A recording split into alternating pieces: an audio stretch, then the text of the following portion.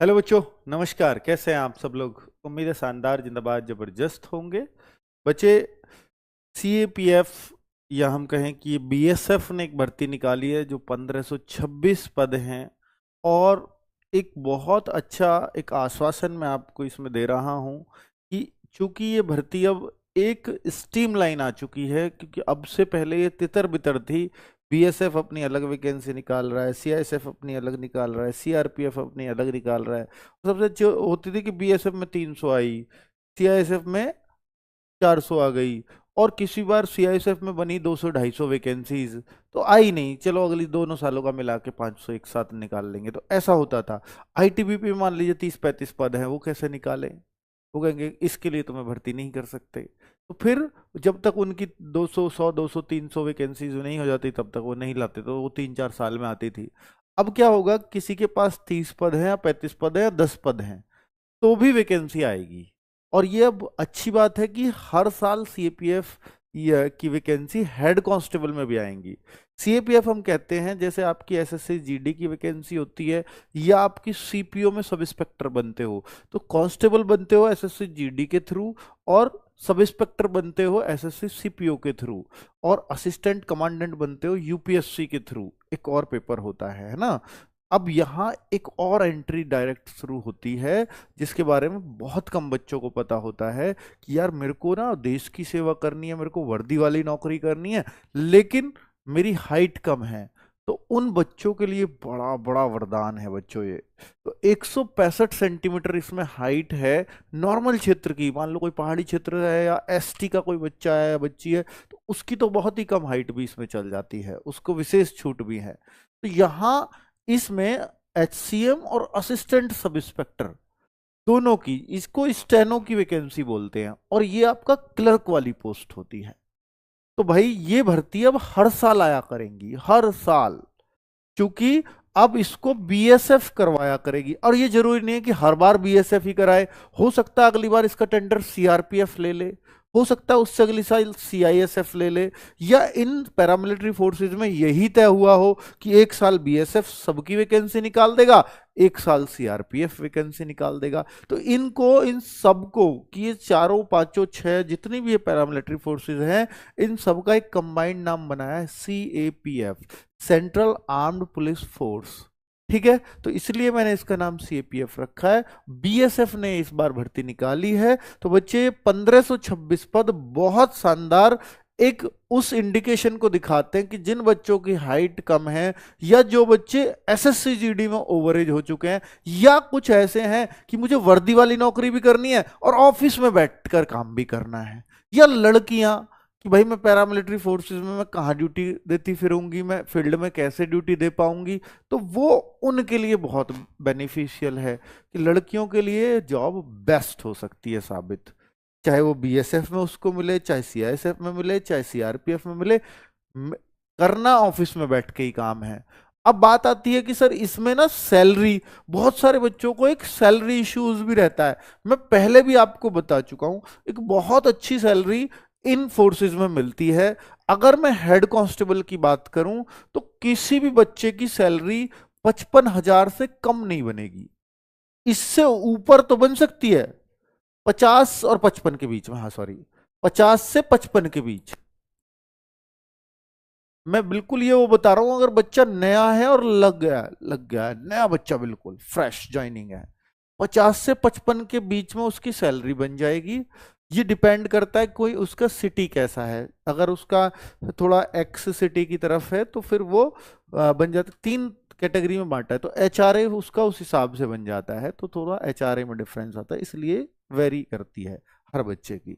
अब यहां पर किसी बच्चे की कोई पहाड़ी एरिया में, मान लो ट्रेनिंग के बाद आपकी पहाड़ी इलाके में ड्यूटी लगी या रिस्क एरिया में ड्यूटी लगी, तो 10-10, 12-12, 17-17 हजार तक भी रिस्क अलाउंस मिलता है। तो सोचिए फिर वो सैलरी 65-70 हजार तक भी पहुंच जाती है बच्चे की आराम से। ठीक है, तो सैलरी तो एक इशू ही नहीं है कि भाई आपने अगर एचसीएम की नौकरी, एचसीएम में बता रहा हूं मैं, एएसआई में तो और भी ज्यादा बन जाएगी ये सैलरी। एएसआई में तो 75 क्रॉस कर जाएगी, अगर रिस्क अलाउंस मिला दें तो 75-80 तक। ठीक है, स्टेनो वाली। तो ये सैलरी का तो कोई इशू नहीं है। मैं आपको एक उसकी जो बच्चे जॉब कर रहे हैं इसमें, मैंने उनकी सैलरी स्लिप मंगाई है, मैं उस हिसाब से बातें कह रहा हूं आपसे। ठीक है, अब यहां पर बच्चे 9 जून से 8 जुलाई ये फॉर्म चल रहे हैं इसके 1526 जो वैकेंसीज हैं, इसके फॉर्म 9 जून को आ गए थे, और आज मैं ये वीडियो बना रहा हूं तो 20 जून हो चुकी है। अभी आप समझिए 11 दिन फॉर्म चलते चलते हो चुके हैं और 18 दिन अभी और बाकी हैं। तो ये बिल्कुल सही समय है इस फॉर्म को भरने का। मैंने एक वीडियो ऐसी बनाई है कि फॉर्म में कोई गलती ना हो, तो फॉर्म भर के भी दिखाया है एक एक कॉलम। ठीक है, चलिए, और चॉइस भी बताइए भाई, आप ना फर्स्ट चॉइस इसको डाल लो और अच्छी जॉब हो जाएगी। अब तो चॉइस भरवा रहा है वहां पर। ठीक है बच्चे, वैकेंसीज कि भाई आईटीबीपी में कितनी है, सीआरपीएफ में कितनी है, बीएसएफ में कितनी है, तो ये वैकेंसीज का पूरा ब्यौरा है।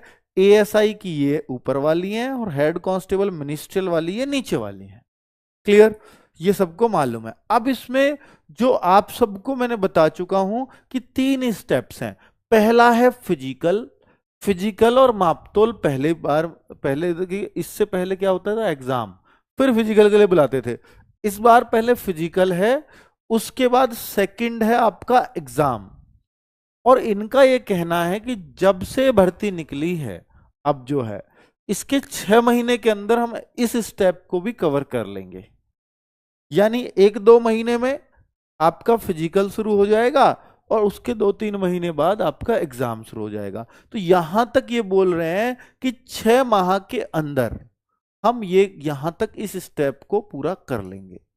उसके बाद चूंकि जब इनको हर साल निकालनी है तो ऑब्वियसली ये बिल्कुल टाइमली करेंगे। और इसके बाद जो अगला स्टेप होता है इनका, स्किल टेस्ट। अब स्किल टेस्ट एचसीएम का और एएसआई का दोनों का अलग अलग होगा। एचसीएम का जो होगा उस पर आपको सिर्फ टाइपिंग करनी है, लेकिन जो एएसआई स्टेनो की बात करें तो वहां आपकी शॉर्ट हैंड चेक होगी। आप एक ही जॉब में फॉर्म भर सकते हो इनमें से, या तो आप एचसीएम में फॉर्म फिल कर सकते हो या आप एएसआई स्टेनो में फॉर्म फिल कर सकते हो।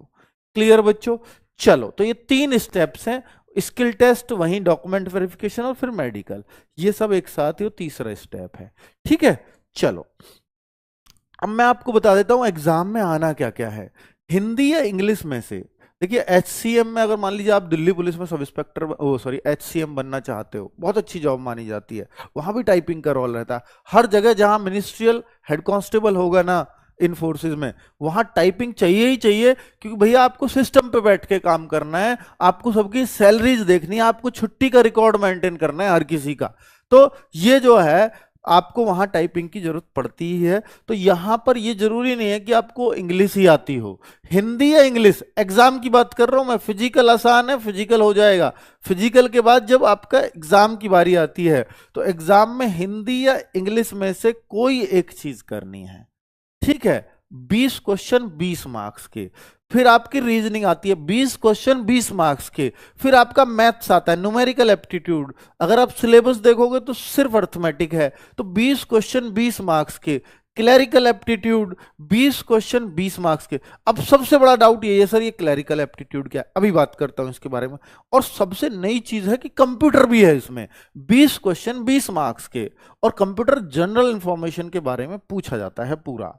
ठीक है बच्चों, ये लगभग अब जैसे दिल्ली पुलिस में जिन बच्चों ने तैयारी की थी उनके लिए तो बहुत आसान हो जाएगा, उन्होंने कंप्यूटर बहुत अच्छे से पढ़ रखा है। पर चलो सबके लिए आसान बने, इस वजह से हमारे पास वो सर हैं जो सबको आसान कर देंगे। कंप्यूटर तो सबसे बेस्ट टीचर अगर यूट्यूब पर है तो वो हमारे पास है, ये सबको मालूम है इस बात का। तो भाई क्लैरिकल एप्टीट्यूड, अगर मैं देखूं क्लैरिकल एप्टीट्यूड, तो ये यहां पर अल्फाबेटिक फिलिंग। अब देखिए सबसे बड़ा डाउट ये है सर क्लैरिकल एप्टीट्यूड क्या होता है। मैंने पूरा पेपर देखा और वही देखा जो बीएसएफ कराते, क्योंकि बीएसएफ ने अपने जैसा पेपर रखा है। सीआरपीएफ में ऐसा नहीं था, वहां कंप्यूटर नहीं था सीआरपीएफ हेड कांस्टेबल में। चूंकि बीएसएफ करा रही है तो अब सबके लिए उसने अपना पैटर्न अपनाया है। तो अगर अपना पैटर्न अपनाया है तो भाई ये क्लैरिकल एप्टीट्यूड में बीएसएफ ने क्या पूछा था, बीएसएफ ने क्या पूछा था, तो वो मैं आपको बता रहा हूं। पिछली बार 2023 में इन्होंने पेपर लिया है, हाँ 2023 में इन्होंने पेपर लिया है। तो उसमें क्या पूछा था इन्होंने बच्चों कि 20 क्वेश्चन पूछे, उन 20 में से सिर्फ 2 ही चीजें पूछी, एक तो इंग्लिश और दूसरी चीजें पूछी रीजनिंग। सर इंग्लिश का तो अलग है 20 क्वेश्चन, रीजनिंग का तो अलग है। जी हाँ, दोनों के अलग अलग हैं, फिर भी इसमें इन्होंने क्लरिकल एप्टीट्यूड में क्लरिकल की बातें ना पूछ करके सिर्फ इंग्लिश और रीजनिंग पूछी। क्लरिकल एप्टीट्यूड नहीं तो ये होता था कि जैसा सेम ये है ऐसा सेम किस ऑप्शन में है, नजर देखी जाती थी वहां बच्चों कितनी तेज नजर है गलती ढूंढने की, है ना। मान लो बिल्कुल ऐसी एक लाइन लिख दी या कुछ शब्द लिख दिए, वो बिल्कुल एग्जैक्ट कौन से ऑप्शन में, वो बहुत आसान चीज होती थी। तो अब उसको नहीं पूछ के इन्होंने ये पूछा, जिसमें इंग्लिश थी 20 क्वेश्चन में अगर मैं देखूं तो 7-8 क्वेश्चन इंग्लिश के, और इसके देखूं तो 12 से 13 क्वेश्चन रीजनिंग के। ये था रेशो। और रीजनिंग का ऐसा नहीं है पूरी रीजनिंग थी, यही चैप्टर्स थे जो यहां लिख रहे हैं, जैसे अल्फाबेटिक फिलिंग, रीजनिंग में अल्फाबेटिक की सीरीज जो होती है उस टाइप से, अल्फाबेटिक से और भी चीजें हो सकती हैं, ठीक है, जो सांकेतिक आप समझ लीजिए वो पूरी भी हो सकती है। Attention detail, data checking, comparison ability, spelling checking. हाँ, अब इंग्लिश में स्पेलिंग से क्वेश्चन आए हैं और इंग्लिश से एरर्स ढूंढने के क्वेश्चन आए और कुछ मिसलेनियस दे दिए। तो ऐसा नहीं है इंग्लिश में सिनोनिम, इडियम, वन वर्ड ऐसे कुछ भर दिया, नहीं, बहुत लिमिटेड चीज। तो भाई जो इंग्लिश पढ़ोगे ना, हिंदी और इंग्लिश में से अगर आप वहां हिंदी ही पढ़ रहे हो तो यहां इंग्लिश के लिए आपको थोड़ा सा हम जोर लगवा देंगे, 10-12 क्लास में आपका क्लरिकल एप्टीट्यूड का काम हो जाएगा बहुत आसानी से। क्योंकि कोई आपको एंटोनिम सिनोनिम नहीं रटवाने, हमें कोई आपको बहुत ज्यादा रूल्स नहीं सिखाने, कुछ स्पेलिंग एरर्स हैं जो चुनिंदा है वो बड़ी काम की हो जाएंगी, ठीक है। और ऐसे ही अगर रीजनिंग पढ़ लिया आपने तो रीजनिंग में तो फिर कुछ और पढ़ने की जरूरत है नहीं, जो यहां 12-13 क्वेश्चन है ना वो तो एज इट इज आपको मिल जाएंगे पेपर में, ठीक है। क्लियर बच्चों। अब बात आती है कि सर बैच, क्योंकि इसके लिए रेगुलर ये क्वेरीज थी कि सर इसके लिए हमें पेड बैच चाहिए।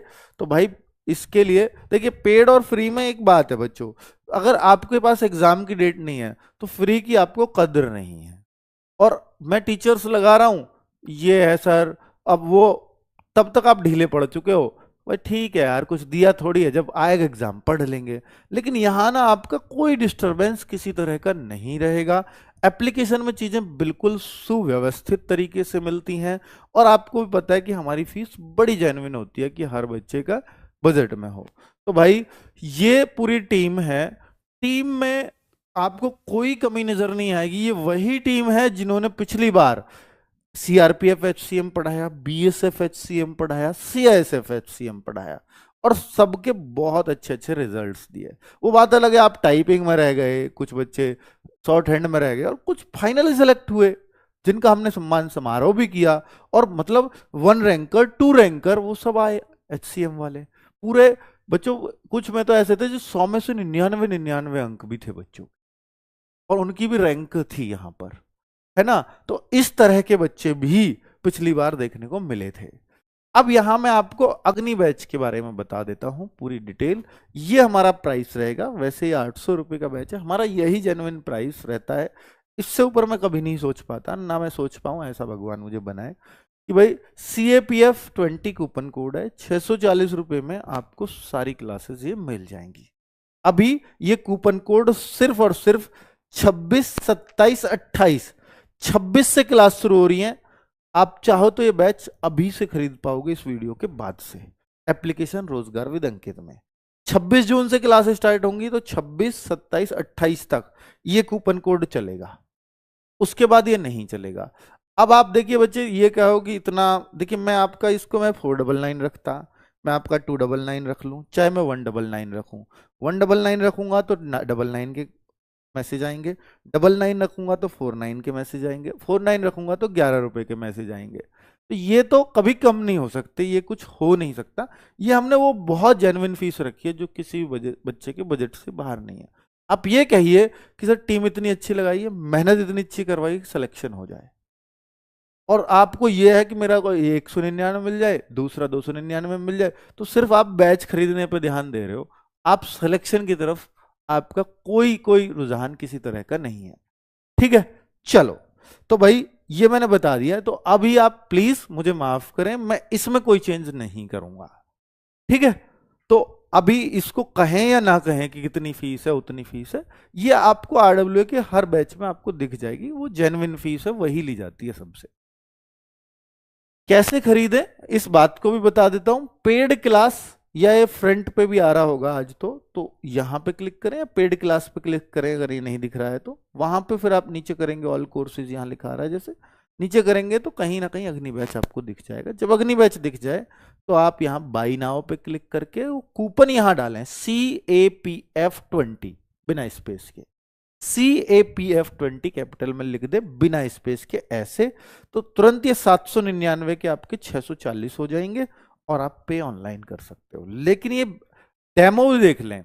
अगर कोई बच्चा ये कहे कि सर मेरे को नहीं पता ये टीचर कैसा पढ़ाएंगे, तो आप पहले प्लीज 26 तारीख को, 27 तारीख को, 28 तारीख को 3 दिन में टीचर को बहुत आराम से जज कर लोगे। तो ये आप डेमो देखने के बाद डिसाइड कर लें कि मेरे को बैच लेना है या नहीं लेना है, क्योंकि कूपन कोड 26, 27, 28 तीनों दिन काम करेगा, आज भी काम करेगा, वो आपकी मर्जी है। अब ये टाइमिंग नोट कर लें कि 10 बजे से सुबह आपकी मैथ्स की क्लास है, न्यूमेरिकल एप्टीट्यूड जिसको बोला है।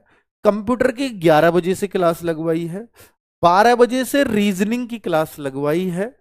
बहुत शानदार रीजनिंग पढ़ाते हैं, बहुत शानदार रिव्यू दिया है बच्चों ने। मैथ्स में भी आप पढ़ के ये कह दोगे कि हाँ सर, इन सर ने पहले पढ़ाया था, बहुत बेहतरीन पढ़ाया था इन्हीं बैचेस में, HCM वालों में। हिंदी नीरज सर आप जानते ही हैं इनको, तो 2 बजे से एक क्लास होगी। इंग्लिश की क्लास इनमें से एक लेनी है, हिंदी या इंग्लिश में से केवल एक क्लास लेनी है 8 बजे। जो इंग्लिश की लेंगे उनको एक फायदा ये रहेगा कि भाई जो इंग्लिश लेंगे हिंदी इंग्लिश में से, अगर आप डाउट में है कि मेरी हिंदी भी अच्छी मेरी इंग्लिश, तो फिर मैं कहूंगा आप इंग्लिश लीजिए। लेकिन अगर आप इंग्लिश में कंफर्टेबल नहीं है तो बिल्कुल मत लीजिए, फिर हिंदी लीजिए। क्योंकि क्लैरिकल एप्टीट्यूड में इंग्लिश लेने वाले को फायदा होगा कि उसको ये पढ़ना ही नहीं है, क्योंकि इसमें आएगा इंग्लिश एंड रीजनिंग, दोनों आपने पढ़ लिए। लेकिन अगर कोई हिंदी और रीजनिंग पढ़ रहा है तो इंग्लिश के लिए आपको थोड़ी क्लासेस यहां लगानी पड़ेंगी।